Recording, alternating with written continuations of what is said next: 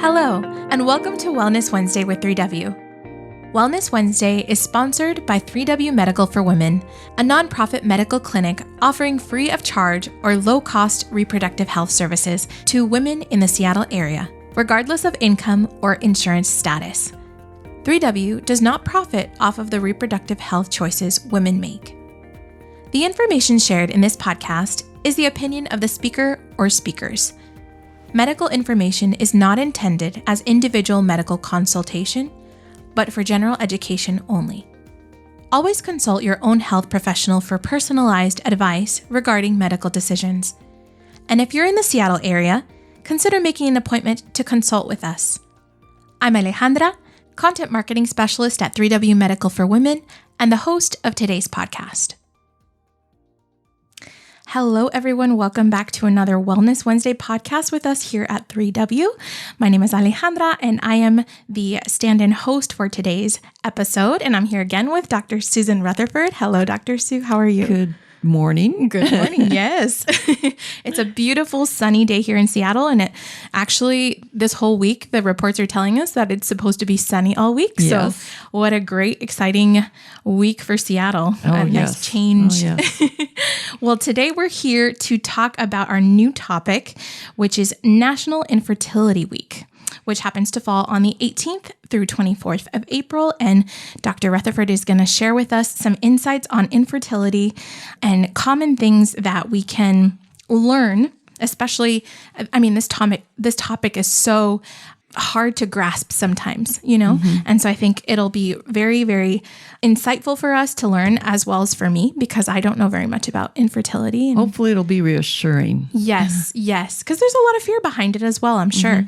So thank you to all those that are listening with us today in this podcast. And please share this with your family, your friends, so that we can just grow in knowledge and education together. So I'm going to dive into the questions with Dr. Rutherford.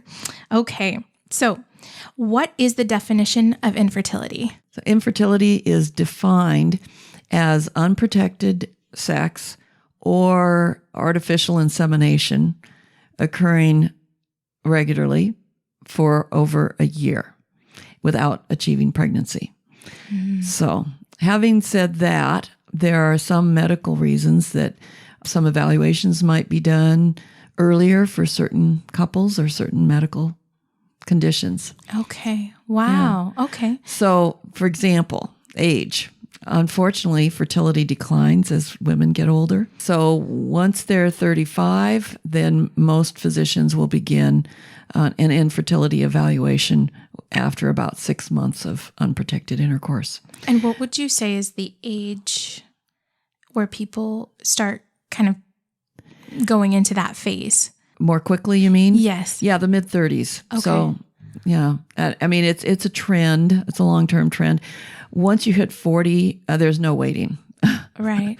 Before going ahead with medical workup or possibly medical assistance achieving pregnancy, that sort of thing.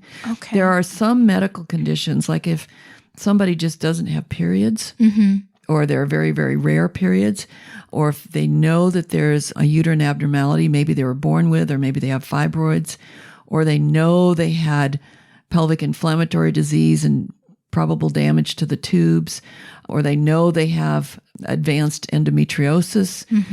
Those sorts of things you start jumping on right away. You don't wait for, say, let's give it 1 year of a trial. Okay. The other thing is if there's a known reason for male component infertility. Oh, right. Men and women actually share the infertility incidence almost equally.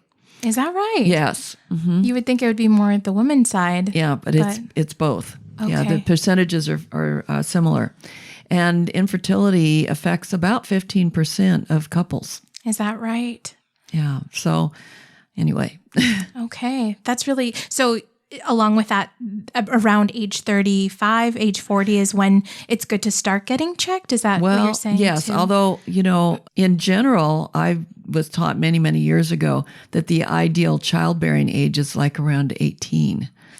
17 to 19, right in that window, Okay. And there aren't many people that are starting their families that early anymore. Right. But physiologically, for the pregnancy process, for the successful fertility, all of that, younger is a little bit better. So, as women have put off childbearing, yes, because of careers or other issues, you begin to wonder, were those really healthy choices? Interesting. Okay. So now that we have a little bit of grasp on the definition and how it can affect, or the number of couples that it affects, what are the steps to evaluate infertility? Okay. So I'm going to cross off the list right away the men, because we don't do that. I've not been involved with that. All years ago, I ordered semen analysis as a screening test. That's the main thing. And then very quickly, any OBGYN, which is my background, right, will send the men to a male infertility specialist. Okay. So for the women, which is where OBGYNs come involved, basically a good medical history, a thorough physical exam, and then you proceed with other testing. The history is really important. Is this new infertility after a previous pregnancy, for example? What happened with those previous pregnancies? Have they had any pelvic infections, PID, sexually transmitted infections, those sorts of things? What contraception have they used, if any, and when did they use it? So, for instance, IUDs have a little higher chance of having pelvic infection than people that are using hormonal contraception. I see. Are there any known things? What about family history? Sometimes there are fibroids in the family, or a history of infertility in the family, or there are serious illnesses like diabetes, which increases the risk Is that for right? not getting pregnant, and increases the risk for early miscarriage as well. Are there birth defects in the family or inherited genetic disorders? I can't go through a list because the list is huge, but I'm sure. But anybody that knows about their family, that can be very helpful information. Right. Then, as far as what the woman is experiencing, say maybe she has a normal physical exam, all her female genital organs appear to be normally developed. She has normal breast development. That's useful information. But is she leaking milk from her breasts? That can indicate something that's called a pituitary tumor that secretes prolactin. It comes from the base of the brain, and that will prevent ovulation. That will cause infertility. Is that right? So even other parts of the body? So other parts of the body, yeah. Wow. Do they have any adrenal gland problems? Is there excessive hair growth, like on the upper lip for women? Are they having any male hair growth patterns? Now, some of that's familial, racial, just your general ethnic background. Sure. But there are some abnormal degrees of that. Do they have pelvic pain? That could signal some scar tissue due to previous infection. Do they have pain with intercourse? That's the same issue. What medications are they taking? Are they taking supplements? Are they exposed to any environmental hazards, maybe through their occupation? Do they smoke? There's a little higher incidence of infertility and miscarriage with, especially the heavier the smoking, the worse the problem. Alcohol, also heavy alcohol use, and then recreational drugs. We don't know about marijuana right now, although we do know that it causes some problems in the babies. But, things like that could affect their overall health. Right. Ovulation, regular periods, when you have symptoms, you have menstrual cramps and premenstrual symptoms, like little breast tenderness. How about craving for chocolate? Oh, yes. Premenstrual. That was always mine. Ovulation is a sign of health, actually. And much of your body has to be functioning normally for you to ovulate. Wow. So that if there's a disorder that's affecting ovulation, that's often something that can be treated too. Okay. So we've done the history, we've done the physical. Next, it's lab tests. Oh, yes. Yes. Or maybe an ultrasound, to look at the uterus and look at the ovaries, looking for masses or cysts or way too many follicles or not enough follicles in the ovaries, things like that. Okay. So most of the labs focus on things that affect ovulation. It can be general if you have reason to check on general health, like especially thyroid. Right. That's true. Yeah. That can be a huge part. Yes. So, but other than that, a lot of the medications look at, for example, male hormones. So men and women both have male and female hormones. They're just in different proportions. Okay. And if certain adrenal problems or certain ovarian problems, like something called PCOS, polycystic ovarian syndrome. Oh, yes. Yeah, that's an old term. And now we just talk about PCOS. And it has a huge spectrum, but it's probably the most common reason for ovulatory dysfunction. And it's actually pretty straightforward for many women to be treated with medication to get pregnant when they have PCOS, especially the milder versions. I mentioned ultrasound. There are x-rays that can be done, like injecting dye up through the cervix, into the uterus, out through the tubes, and taking x-ray pictures to see if the tubes are open. That's amazing. Yeah. So that gives you an idea. Is the uterus shaped normally? Right. And are the tubes open, and is the dye coming out freely? Wow. Yeah. So that way you don't have to have surgery. They can actually do that when you're having a laparoscopy. You just do it with some blue dye, and you watch for the blue dye to come out the ends of the tubes while you're looking in with the laparoscope. That must be So that's a similar thing, yeah. Okay. If there's reason to suspect endometriosis, then often laparoscopy, which is surgical, the hole in the belly button and looking in with a lighted tube, laparoscopy can be useful, but it's no longer a routine part of the infertility workup. Okay. So how often do we find problems? That's the question. Yes, how often? Yeah. So actually, often about 30% or so, we don't find a problem. Is that right? Yeah. So that's called unexplained infertility.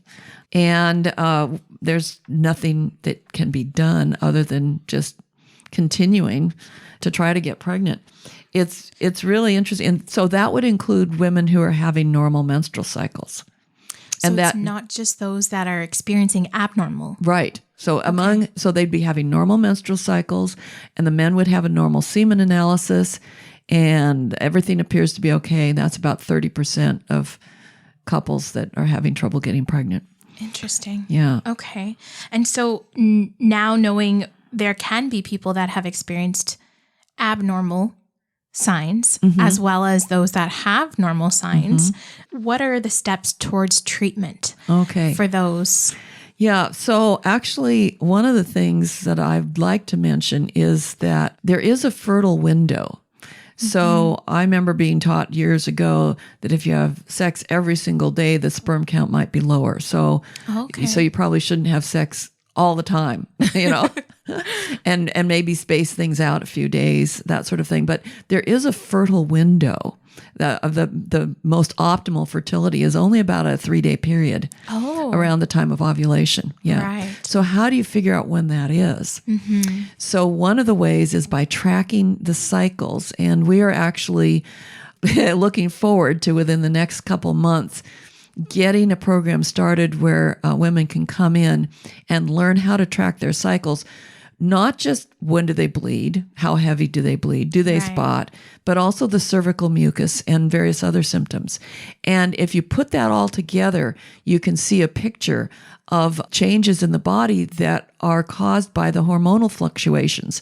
And certain hormonal fluctuations are normal, cause normal patterns, and so you're probably ovulating. So you can actually watch, especially the cervical mucus, to see when your fertile window is. Oh, that's and great. So that could help some people that otherwise have quote unquote unexplained infertility. That's true. Anyway, so we're looking forward to offering that. We're super excited about it. Yes. Yeah, that's coming soon.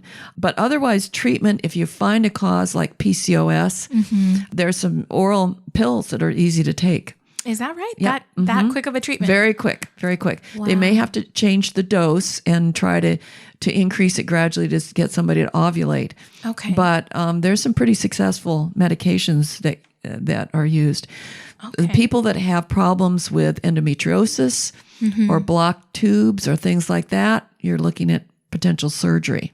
Oh, okay. Yeah. And then sometimes people are skipping that surgical approach and going straight to in vitro fertilization and assisted reproductive technologies like that. Okay. If it's a male factor, they can do things to concentrate the sperm and then do artificial insemination. Okay. Or the in vitro would be using the sperm directly in the lab. They can even take a single sperm and inject it into an egg. But to get the eggs, they have to go in with a needle through the vagina and aspirate the follicles. So there are, this gets kind of expensive. Some insurance covers it, and some doesn't. Right.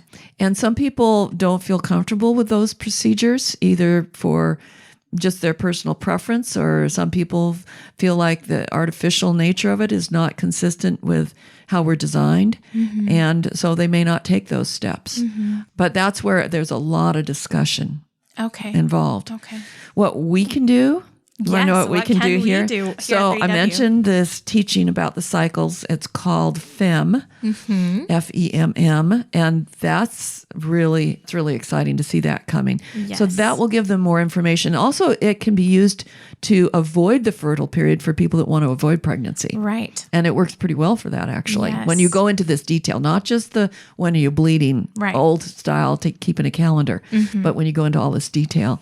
We can start by going through the history and looking for red flags and things that might signal, oh, this is an area to look into, like your ovulatory pattern or environmental exposures or medication you're taking, or, what's the history?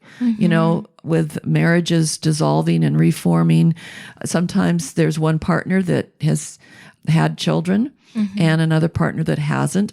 So that helps focus, well, we should maybe focus on the person that hasn't had any children. Right.